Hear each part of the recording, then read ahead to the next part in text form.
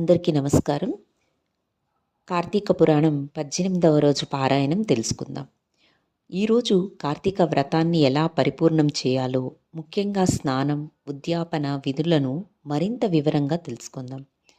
వ్రతం సగం పూర్తయిన ఈ సమయంలో మనం పాటించాల్సిన నియమాలు ఏమిటో చూద్దాం. స్నానం యొక్క ప్రాధాన్యత. కార్తీకంలో ఆచరించే అన్ని ధర్మాలలోకెల్లా నదీ స్నానం లేదా పవిత్ర స్నానం చాలా ముఖ్యమైనది. వేకువజామున సూర్యోదయానికి ముందే స్నానం చేసి సూర్యుడికి అర్ఘ్యం సమర్పించాలి. ఆ సమయంలో కార్తీక వ్రతమిదం దేవీ తుభ్యం దాస్యామ్యహం ముభే అనే మంత్రం చెప్పుకోవాలి. ఈ నెలలో పవిత్ర నదీ తీరంలో లేదా శివాలయం, విష్ణాలయాలకు దగ్గరగా దీపాలను వెలిగించడం వల్ల వచ్చే పుణ్యం ఇతర మాసాలలో చేసే 1,00,000 దానాల కంటే గొప్పది.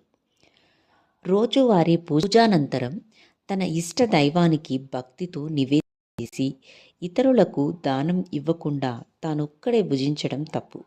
అన్నదానం చేయకుండా కార్తీక వ్రతం పూర్తి కాదు. కార్తీక వ్రత ఉద్యాపన పౌర్ణమి నాడు కానీ, కార్తీక మాసం ముగిసిన వెంటనే కానీ తప్పక చేయాలి. దీని ద్వారానే వ్రత ఫలితం సంపూర్ణమవుతుంది. ఉద్యాపన రోజున లక్ష్మీ నారాయణలను లేదా శివ పార్వతులను షోడశోపచారాలతో పూజించాలి. వ్రతం ఆచరిస్తున్న వ్యక్తి తన శక్తి కొలది బ్రాహ్మణుడికి దానం చేయాలి. కార్తీకంలో వాడిన దీపపు కుంచెలను లేదా దీపారాధన సామాగ్రిని బ్రాహ్మణులకు దానం చేయడం చాలా ముఖ్యం. కార్తీక స్నానం కేవలం శరీరాన్ని శుద్ధి చేయడం కాదు, అది మన ఆత్మను శుద్ధి చేస్తుంది. నియమంతో వ్రతాన్ని ప్రారంభించినట్లే శాస్త్రోక్తంగా ఉద్యాపన చేస్తేనే ఈ వ్రతం యొక్క సంపూర్ణ పుణ్యఫలం లభిస్తుంది.